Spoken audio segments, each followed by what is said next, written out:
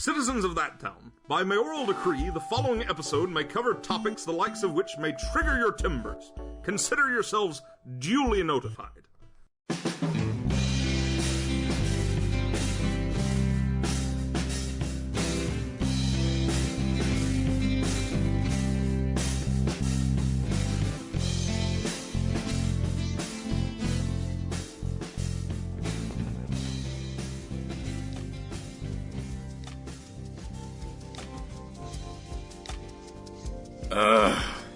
It's doing that thing outside. What thing?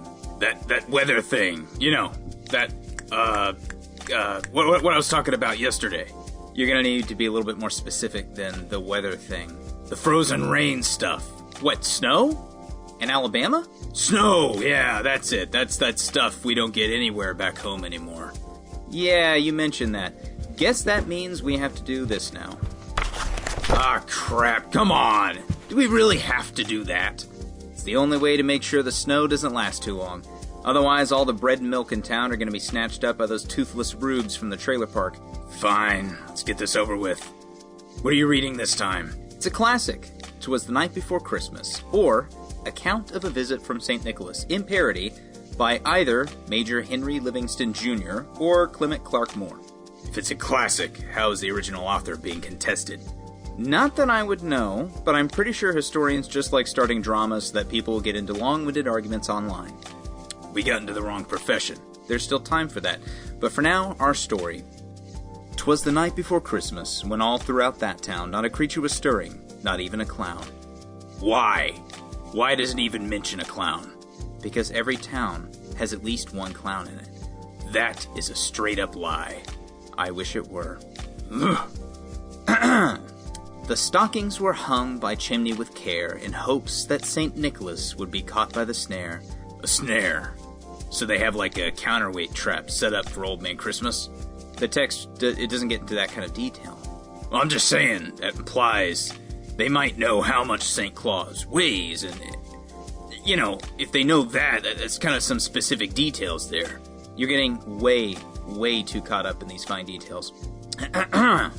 The children were nestled all snug in their beds, while visions of Christmas played in their heads, and Mama with her knife and I with my gun had settled down to stop the supernatural ruffian. I'm gonna go ahead and stop you right there. What's up? Need a bathroom break or something? Sure. No, we both know this is not how this annoying little poem goes down. So what's with the rewrite? Remember at the top of this parody when I said that this was a parody? Vaguely, I don't know, I wasn't really listening. I did, trust me.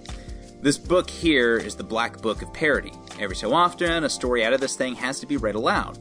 Otherwise, problems begin to occur. We've talked about this before, haven't we? Like at length? Probably. Who cares? It's useless information to me. It goes right out the other ear. Yeah, I don't really care either, now that I sit and think about it. As I was saying, when out on the lawn there arose such a clatter, I sprang from the fort to see what was the matter. Away at the window there came such a flash, it tore open the shutters and obliterated the sash. A great beast wandered on the new-fallen snow, a harbinger that called with a frightful bellow. When what to my wandering eyes should display but a miniature sleigh carrying woe and dismay. Our house had been marked by the beast in the yard, it sang out a low tone like a sullen bard. I looked to my wife and my face said it all, the monster was near, and now we had no way to stall. So, Santa's just a straight-up monster in this thing, right? Pretty much. Does that mean Krampus is going to be the good guy in this world? You know, you'd hope for that, but I get the feeling this is like a Berserk or Witcher type world, where it's just monsters all the way down the list. And it's just nothing but pain and destruction for anyone who even resembles a good person. Like, even the good or helpful monsters are still going to want like a gallon of human blood or a firstborn child before they even bother to get out of their chair. That feels depressingly accurate, actually. So, with a little old driver so lively and quick, I knew in a moment it must be St. Nick. More rapid than eagles, his curses they came. They screeched like barn owls as he called them out by name. Now Dasher, now Dancer, now Prancer and Vixen. On Comet, on Cupid, on Donner and Blitzen. To the top of the hill, to the top of the hall. Now dash away, dash away, dash away all. Rushing like furies from times gone by, the beast met no obstacle as they tore through the sky. So near to the housetops the menagerie flew, the sleigh full of surprises and that cursed elf too. And then in a twinkling I heard on the roof the scratching and rending of each clawed hoof. The reindeer have clawed hooves? How does that work? I don't think they're reindeer. That word does not apply to this story. I haven't said anything about reindeer. Actually, from what's given here, they seem to be like really massive, aggressive owls. No pictures? No, there are no pictures. Sorry, for your visualization purposes. As I drew my gun in violent preparation, I realized the room had grown a strange new mutation. The room grew a chimney, didn't it? No, that would be stupid. Why would it grow a chimney? Are chimneys grown? I don't know. Did Santa magic one into the room? Yes. That's what he did. Knife-eared weirdo. He was dressed all in fur from his head to his foot, and his clothes were all tarnished with ashes and soot.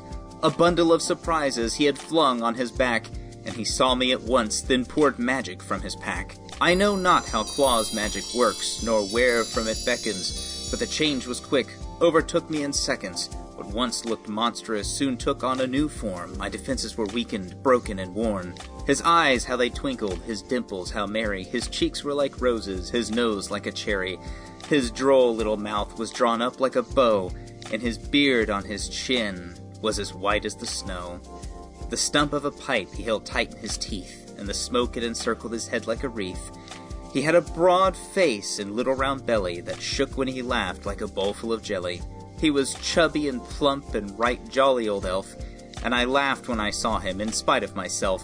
A wink of his eye, a twist of his head, and soon gave me to know I had nothing to dread. Holy crap, this is terrifying. It's fey magic. It's not fair. Nothing about it's fair. And works about as fast and as strongly as what's being described here. Ugh. Let's get this wrapped up, shall we? He spoke not a word, but went straight to his work, and filled all the stockings, then turned with a jerk, and laying his finger aside his nose, and giving a nod, up the chimney he rose. I was the man of the house, and I had set fortifications, but they were less than nothing compared to his elven vexations. Once out of eyesight the spells began to fade. I ran to the chimney, but that too became a charade. He sprang to his sleigh, to his team gave a whistle, and away they all flew, like the down of a thistle. But I heard him exclaim ere he drove out of sight, "Happy Christmas to all, and to all a good night." The hell? Did that just come from outside? Like in real life? Sounds like it. Of course. I had to read this story in the only room of this house that has a fireplace. You know I'm cool with murdering Old Man Christmas at his most vulnerable. It'll be a cold day in hell before I let a dirty little knife-ear like him walk around my house. They're like a cockroach infestation. What now? Do none of the locks or wards we have even work in this place? Not when I'm around. I may or may not be part warlock-ish something. It's an unresolved plot string, but we'll get to it eventually. Oh, Burton. Hey, you got a shotgun handy? We've got a, Santa situation on our hands, I think. Yeah, I can't be party to murdering Santa again. You want to run that by me again? Pleasant Garden, USA, Episode 3, 50 Shades of Slay. Please don't break the fourth wall when Fey folk are around. It emboldens them. It sure does.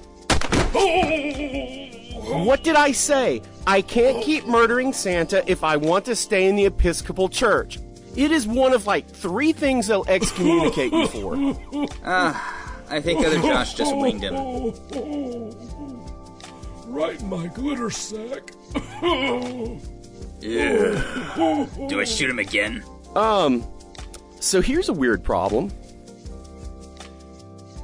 Well, go on. Oh, right, sorry. That's not the Santa I had to deal with 2 years ago. Of course not. I've been trapped in that stupid book for the last, what year is it? 2019. Thank you. For the last 400 years. Then who did I... The curse of Nikolaus is very specific. There must always be a Father Christmas.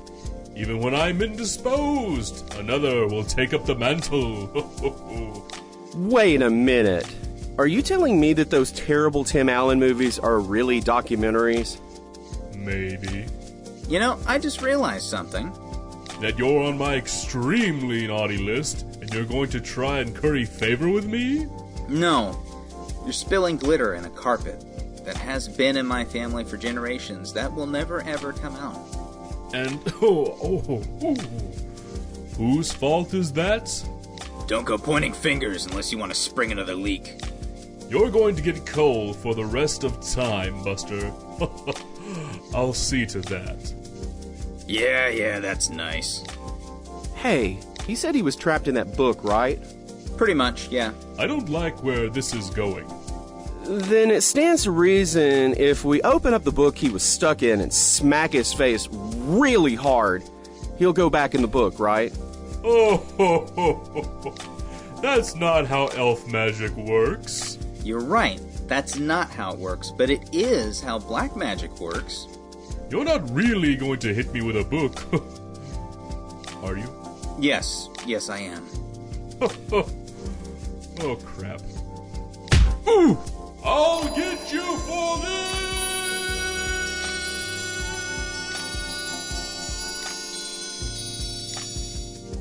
Nope. No, you won't. Well, that was easy. Burton, you're still here. Do you want a drink? Yeah, I'm gonna need a drink or 12. Christmas Shoes is gonna play another 47 times before we get to Christmas Day, and I need to get to where I can't feel a fucking thing.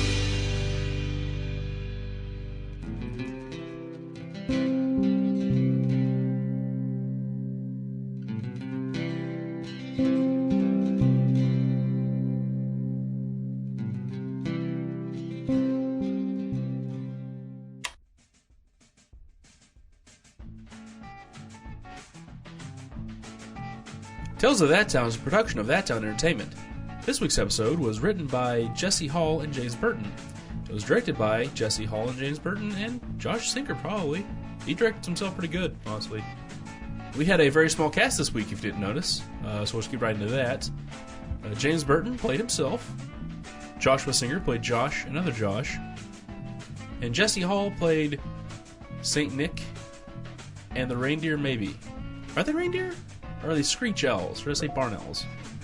Hey, I didn't silence my phone again during the outro. We're leaving that in, because why not?